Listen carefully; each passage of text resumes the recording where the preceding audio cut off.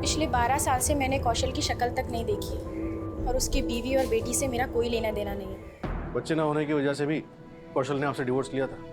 कहीं इसी जलन में आपने कौशल का बदला उसकी बेटी से तो नहीं लिया? इतनी गई गुजरी नहीं हूँ मैं। कौशल के मुझे छोड़ने की वजह फरीदा थी। एक तरफ वो मेरे साथ रह रहा था और दूसरी तरफ उस फरीदा से इश्क लड़ा रहा था। और वो फरीदा वो भी कुछ कम नहीं थी। जैसे कौशल ने मुझे छोड़ा, उसने भी अपने पति को छोड़ा था। क्या ये कौशल से फरीदा की दूसरी शादी थी? जी अब क्या पता, बदला फरीदा के पहले पति ने लिया हो और शक आप मुझ पर कर रहे हैं। ये फरीदा का पहला पति कौन था? हाँ साहब, कौशल जी की तरह मैं भी अपने पहले रिश्ते से तंग आ गई थी। जुबेर मेरे साथ बहुत मारपीट करता था। भागने की कोशिश की ना तो तेरे पैर काट दूंगा मैं। पैर क्यों? गला ही काट दो ना। ज्यादा बोलेगी ना तो तेरा गला भी काट दूंगा मैं। तुम चाहे मेरा जो भी हासिल करो, लेकिन मुझे कौशल से निकाह करने से नहीं रोक पाओगे। कौशल से निकाह करेगी? कौशल से निकाह करेगी? कौशल से निकाह करेगी? बड़ी मुश्किल से मैंने जुबेर को छोड़ा। तो छोड़ने के बाद आप लोगों को कभी ऐसा नहीं लगा कि जुबेर इसका बदला ले सकता है? साहब 12 साल पुरानी बातें हैं। पर जुबेर आया था। हमने आपके घर के सामने जो स्त्री वाला गणेश, उससे पूछा, उसने कंफर्म किया। हमने उसे जुबेर की फोटो दिखाई, उसने बताया कि यही वो शख्स है जो उससे पूछताछ कर रहा था। अब इतने सालों बाद जुबेर यहाँ क्यों आया होगा? और वो आपकी बेटी अस्मी, उसके बारे में क्यों पूछ रहा था? साहब मुझे नहीं मालूम गणेश ने उसको कब देखा, लेकिन मैंने आखिरी बार जुबेर को करीब साल भर पहले देखा था, जब मैं अस्मी के साथ मार्केट से लौट रही थी। लेकिन मैं उसे नजरअंदाज करके चली गई। उसके बाद मैंने जुबेर को कभी नहीं देखा।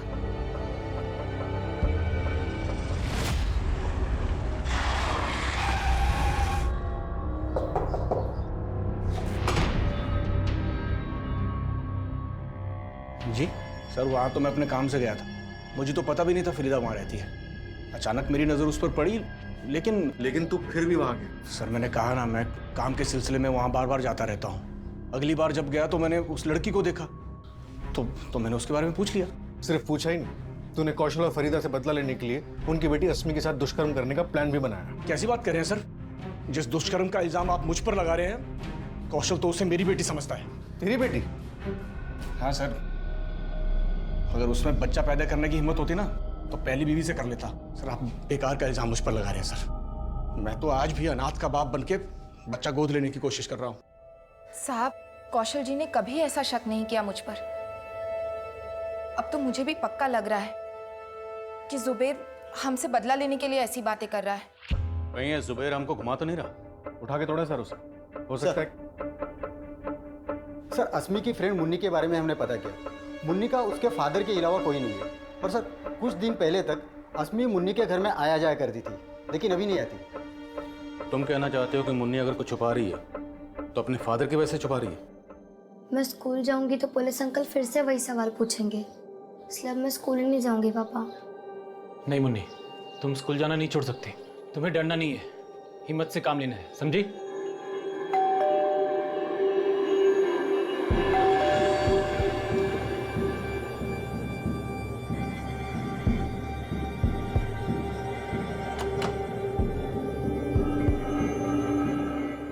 सर, मुन्नी ऐसा कुछ भी नहीं जानती जैसा कि आप सोच रहे हैं।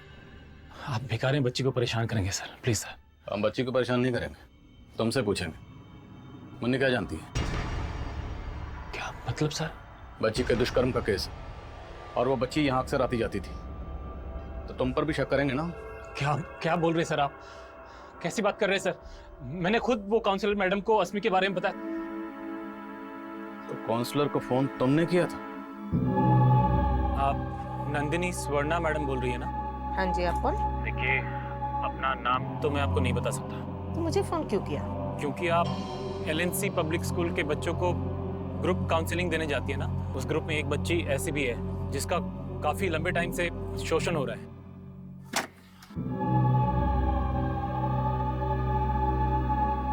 मैंने जानबूझ के अपना नाम नहीं बताया था क्योंकि मुझे लगा वो सब बातें उठेंगी तो फिर मुन्नी को भी आपके सवालों के जवाब देने होंगे सर। इसका बुरा असर पड़ता उस पर। मैं नहीं चाहता था सर।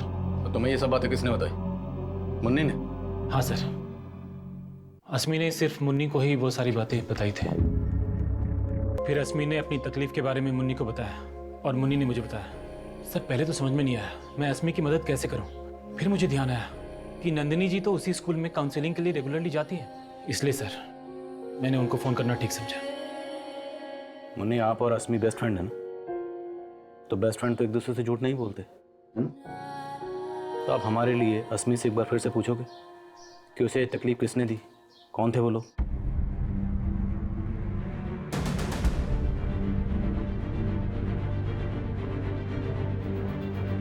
अस्मी ने इतनी सी उम्र में क्या कुछ नहीं झेला, ये सोचकर किसी की भी रूह कांप जाए।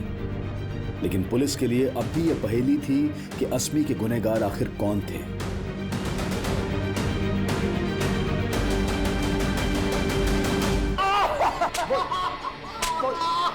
साहब, बल्लू एक ही है साहब, और वो रोज आता था।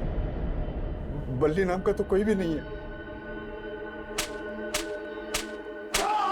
नहीं साहब, साहब नहीं साहब, साहब साहब साहब साहब अशफाक सेठ की गलती है साहब। साहब उसी ने मेरी बुद्धि खराब की। अच्छा खासा कंडक्टर का काम करता था, बोला स्टेट एजेंट बन के दुगना कमाऊंगा, और फिर मुझे पाई पाई के लिए मोहताज कर दिया उसने। सेठ 4 महीने हो गए, एक पैसे की आमदनी नहीं है, कुछ भी नहीं रहा मेरे पास। कौशल की पूरी कमाई कमीशन पे थी साहब, एक भी सौदा नहीं करवा पाता था। हालत इतनी खराब थी साहब कि घर पे खाने के लिए नहीं होता था। ये लो, खा लो और अपने अशफाक सेठ को भी बुला लो दावत पर। पैसा तो चाहिए ना साहब, लेकिन पैसा देने के बजाय वो अपना उधार वसूलने के लिए मेरे घर पे आके हंगामा करता था। पहले कौशल की नौकरी छुड़वा दी, फिर उससे मजदूरी कराकर उस पर उधार चढ़ा दिया, और अब वही वसूलने आ गए। एक पैसा नहीं देगा कौशल तुम्हें, निकल जाओ यहाँ से। निकल जाऊंगा और तुमसे पैसा भी नहीं मांगूंगा, लेकिन उसके बदले में तुम्हें भी मुझे कुछ देना होगा।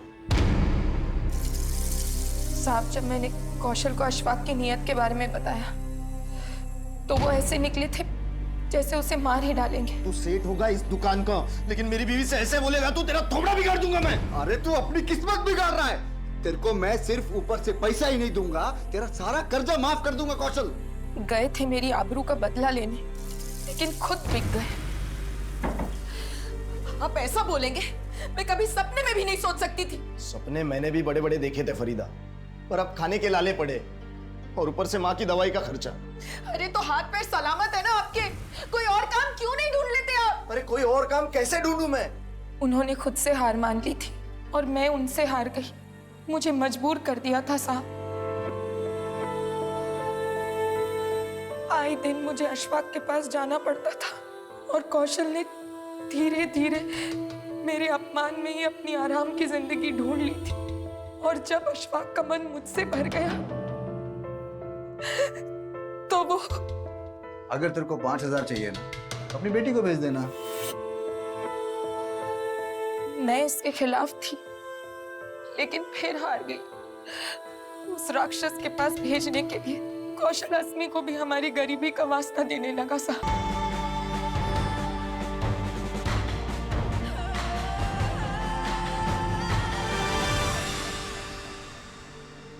गरीबी का वास्ता देकर तुम लोगों ने अस्मी को यह पट्टी पढ़ाई कि वो जो कर रही है सही कर रही है, और अपना गुनाह छुपाने के लिए उससे चुप रहने का नाटक भी करवाया। पर तुम्हें यह अंदाजा नहीं था कि अस्मी का दर्द बांटने वाली उसकी सहेली भी है, मुन्नी, जिसको अस्मी ने सब कुछ बता दी। उस मासूम बच्ची के जहन में तुमने जो उल्टी सीख भरी, उसे मिटाना कितना मुश्किल होगा इसका अंदाजा है तुम्हें? तुम मां हो ना उसकी, दोनों ने मिलकर उस बच्ची की जिंदगी बर्बाद कर दी।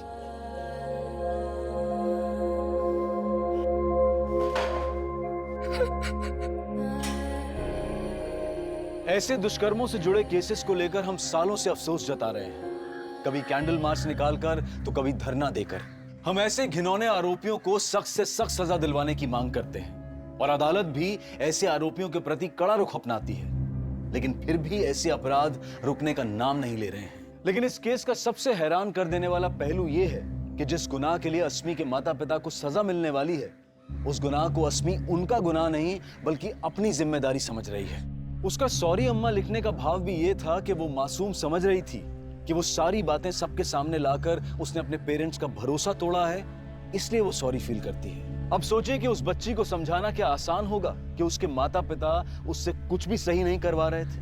और मान लीजिए कि अगर एक उम्र के बाद उसको एहसास होता भी है कि उसके माँ बाप उसका शोषण कर रहे थे, तो उसके दिल पर क्या गुजरेगी। बचपन में जब कुछ एक गलत शुरुआत से शुरू होता है तो उसे फिर से सही और नई शुरुआत दे पाना हमेशा मुश्किल होता है। अब मैं अनूप सोनी आपसे विदा लेता हूं। फिर मुलाकात होगी क्राइम पेट्रोल सतर्क के ब्लैक हेडलाइंस अध्याय में एक और नए केस के साथ। और याद रखें, क्राइम और आपके बीच में सिर्फ इतना फर्क है कि आप कितने सतर्क हैं। सतर्क रहें, सुरक्षित रहें।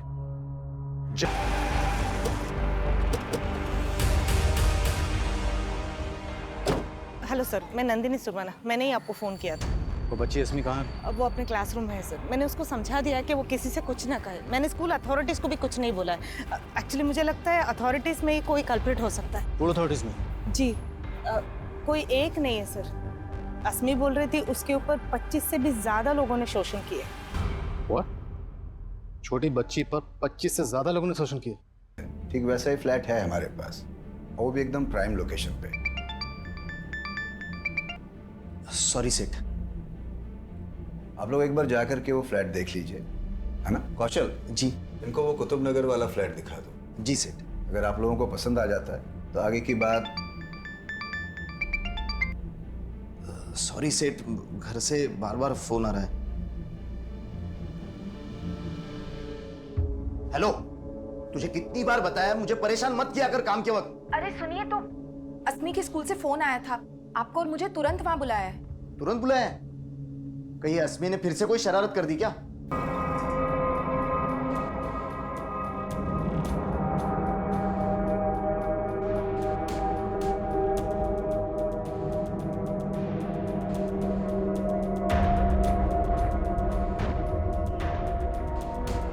बच्ची के साथ कुछ गलत हुआ या नहीं हुआ, ये पता लगाना हमारी ड्यूटी है। मेडिकल करवा ले। हो सकता है अस्मी डर की वजह से सच ना बोल पा रही। सर देखिए, पहले कम तमाशा नहीं हुआ है हमारे बेटी के साथ। आप सोचिए सर, लोग तरह तरह की बातें करेंगे सर। और जरा सोचिए अस्मी पर क्या गुजरेगी इन सब बातों से।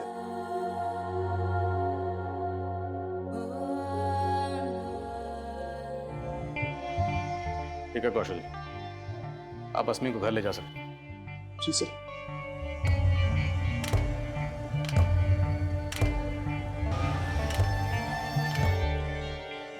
क्या सोच रहे हैं सर? क्या इसमें सच बोल रही है? झूठ। और काउंसलर नंदिनी झूठ क्यों बोलेगी? सर लेकिन सोचने वाली बात यह है कि नंदिनी को एक अनजान आदमी कॉल करता है और अस्मी का नाम लिए बिना वो इस स्कूल के किसी स्टूडेंट के लगातार शोषित होने की बात करता है। हेलो, आप नंदिनी स्वर्णा मैडम बोल रही है ना? हाँ जी, आप कौन? देखिए, अपना नाम तो मैं आपको नहीं बता सकता। नाम नहीं बता सकता? तो मुझे फ़ोन क्यों किया? क्योंकि आप LNC पब्लिक स्कूल के बच्चों को ग्रुप काउंसलिंग देने जाती है ना। उस ग्रुप में एक बच्ची ऐसी भी है जिसका काफी लंबे टाइम से शोषण हो रहा है। क्या? किस बच्चे के बारे में बात कर रहे हो आप? अब ये तो आपको ही पता लगाना होगा मैडम। हेलो। और सर, नंदिनी इतने सारे स्टूडेंट्स में सिर्फ अस्मी को फिगर आउट करती है। पिछले सेशन में मैंने एक टॉपिक डिस्कस की थी, गुड टच और बैड टच। याद है आप सबको? अच्छा, आज तक उस सेशन के बाद किसी ने बैड टच महसूस किया है?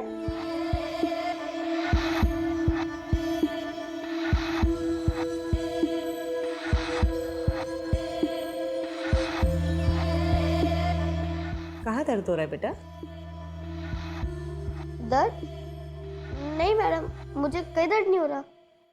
सर हो सकता है नंदिनी को कोई गलतफहमी हुई हो। तुम कहना चाहते हो कि किसी कॉलर ने नंदिनी को फोन करके ये बताया कि आपके स्कूल की किसी बच्ची का शोषण हो रहा है और नंदिनी को ये गलतफहमी हो गई कि वो बच्ची अस्मी है, जबकि हो सकता है कि वो बच्ची इसी स्कूल की कोई दूसरी बच्ची हो सकता है सर। पॉसिबल नहीं है मनीष, क्योंकि नंदिनी ने न सिर्फ ये कहा कि अस्मी ने उसको शोषण के बारे में बताया, बल्कि वो दावे के साथ ये भी कह रही है कि अस्मी ने उसको यहाँ तक बताया कि शोषण करने वाले 25 से ज़्यादा लोग थे। हमें सबसे पहले उन लोगों को ढूंढना होगा जो उस मासूम बच्ची का शोषण कर रहे थे, और उन्हें ढूंढने का जरिया है वो कॉलर जिसने नंदिनी को कॉल किया था। सर अगर आपका यही मानना है तो फिर हमें अस्मी का मेडिकल जल्दी करवा लेना चाहिए।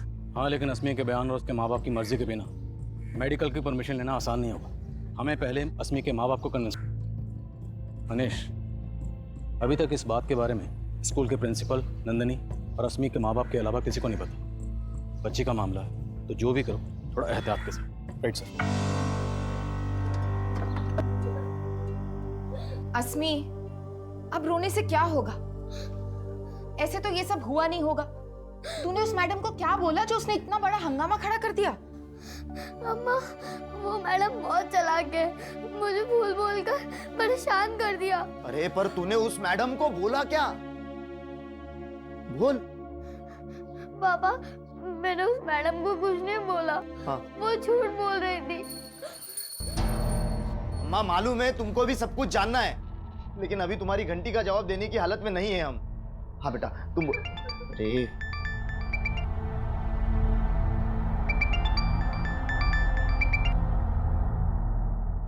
हेलो कौशल, तू 1 घंटे का बोल के गया था ना? तू अभी तक से ऑफिस नहीं आया? हाँ सेठ, मैं वो क्या मिमिया मत। अभी के अभी तो अगर ऑफिस नहीं आया ना तो दोबारा आने की जरूरत भी नहीं है। सर, मैंने तब भी बोला था, जिस आदमी ने मुझे फोन किया था उसके बारे में मुझे कुछ नहीं पता है, पर उसने जो बोला था वो सही निकला। और नंदिनी जी, अगर आप सही बोल रही हैं, सच बोल रही हैं, तो सर मैं 100% सच बोल रही हूँ। अस्मी ने आपको यही बोला था कि उसके साथ 25 लोगों ने? सर 25 से भी ज्यादा लोग सर। एग्जैक्टली यही बोला था कि 25 से ज्यादा लोग? नहीं, वो उसने कुछ ऐसा बोला था कि उसके साथ कई लोगों ने गलत कर चुके हैं। उसने बोला कई लोग गलत चुके? जी। तो आपको ये कैसे लगा कि फिर 25 लोग हो सकते हैं, उससे ज्यादा लोग हो सकते हैं? सर वो बात करते वक्त कुछ 25 करके बोली, फिर चुप हो गई, तो मैंने अंदाजा लगाया। तो आपका कोई और अंदाजा जिससे हमें उन 25 लोगों के बारे में कुछ पता चल सके, उनका नाम, कोई क्लू? नहीं सर मैं जानने की बहुत कोशिश की थी, पर अस्मी ने, हाँ सर, वो बात करते वक्त उसने किसी का नाम लिया था शायद। किसका नाम? बल्लू या बल्ली, ऐसा कुछ। और ये नाम आपको अभी अचानक कैसे याद आ गया? सर उस टाइम पे इतना सब कुछ हो गया था और ये नाम को लेके मैं उतना श्योर भी नहीं थी, पर वो कुछ बल्लू या बल्ली ही था। अभी आप श्योर? यस सर, पर उसने एक ही बार बोला था, फिर उसके बाद उसने किसी के बारे में कुछ नहीं बताया।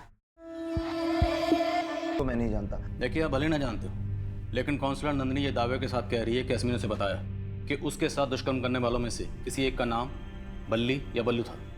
हाँ, पर अस्मी के साथ ऐसा कुछ हो? अगर अस्मी के साथ ऐसा कुछ नहीं हुआ तो वो कौन था जिसने काउंसलर नंदिनी को फोन किया? साहब, मुझे ना कुछ समझ नहीं आ रहा है। देखिए, आप ठंडे दिमाग से सोचिए, याद करिए, शायद किसी से आपका कोई झगड़ा हुआ हो, कोई ऐसा शख्स जो आपको और आपके परिवार की बदनामी करवाना चाहता हो। बदनामी करने की सोची होगी उसने, पता नहीं उसे ऐसा क्या मिला है जो हमें इतनी सफाई देनी पड़ रही है। आपको किसी को सफाई देने की जरूरत नहीं पड़ी। देखिए, हम आपको या आपकी बच्ची को परेशान नहीं करना चाहते, हम सिर्फ ये जानना चाहते हैं कि अस्मी के साथ कुछ गलत हुआ है या नहीं हुआ, और अगर गलत हुआ है तो उसे जानने का जरिया है मेडिकल। एक बार साहब परेशान मत होइए, हम समझते हैं मामला सेंसिटिव है, बात लीक नहीं होगी। Excuse me. Hello sir, Nandini को जिस पीछे से कॉल किया गया था वहाँ पे कोई सीसीटीवी कैमरा नहीं है। आसपास पूछताछ करने पे भी पता नहीं चल रहा है कि वो आदमी कौन हो सकता है जिसने नंदिनी को कॉल किया था। और अस्मी के फादर को भी इस बारे में कोई अंदाजा नहीं है, लेकिन ये कॉलर जो भी होगा ये अस्मी का शुभचिंतक होगा जो अस्मी के बारे में सब कुछ जानता होगा। तो अगर शुभचिंतक ही था तो फिर नंदिनी को उसने अपना नाम क्यों नहीं बताया? यहाँ तक कि उसने अस्मी का भी नाम नहीं लिया। नंदिनी किसी बल्लू या बल्ली का नाम ले रही है। अगर नंदिनी की बात सही है तो जिन लोगों ने अस्मी के साथ दुष्कर्म किया उनमें से किसी एक शख्स का नाम बल्लू या बल्ली हो सकता है। अस्मी के स्कूल, घर, सारे एरिया में पता करो, जो बल्लू और बल्ली नाम के शख्स हैं सबकी डिटेल्स निकलो। बोल। अरे तुझे कहा ना, मुझे बच्ची नहीं चाहिए। जवानी तो बीवी ने बिगाड़ दी, अब बुढ़ापा नहीं बिगाड़ना है मुझे। अरे बुढ़ापे में लाठी की जरूरत होती है, और जब लाठी मिल जाएगी ना तो मुझे फोन करना, समझा?